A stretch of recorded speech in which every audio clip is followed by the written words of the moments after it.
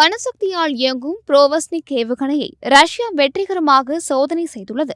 எந்தவொரு வான் பாதுகாப்பு ஏவுகணை முறையாலும் இதை நடுவானில் தடுத்து அழிக்க முடியாது என தகவல்கள் தெரிவிக்கின்றன. புரோவஸ்னிக் ஏவுகணை திட்டம் 2018ஆம் ஆண்டு ரஷ்யா அறிமுகப்படுத்தியதாகும்.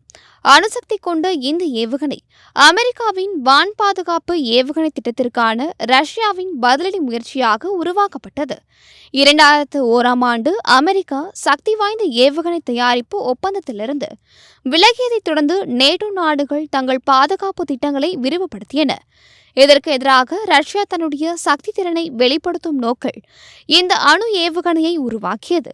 இது பறந்து செல்லும் திசையை முன்கூட்டியே கணிக்க முடியாது என்பதுடன் நீண்ட தூரம் வரை தாக்குதல் நடத்தும் திறன் கொண்டதாக கூறப்படுகிறது.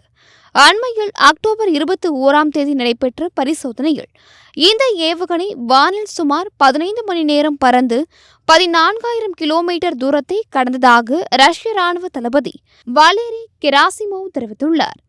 சோதனை வெற்றியடைந்ததை அடுத்து ரஷ்ய அதிபர் புதின் ராணுவ அதிகாரிகளுடன் ஆலோசனை நடத்தினார்.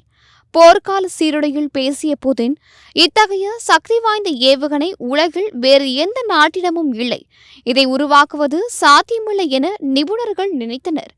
ஆனால் ரஷ்யா அதை சாதித்துள்ளது என பெருமிதத்துடன் கூறினார்.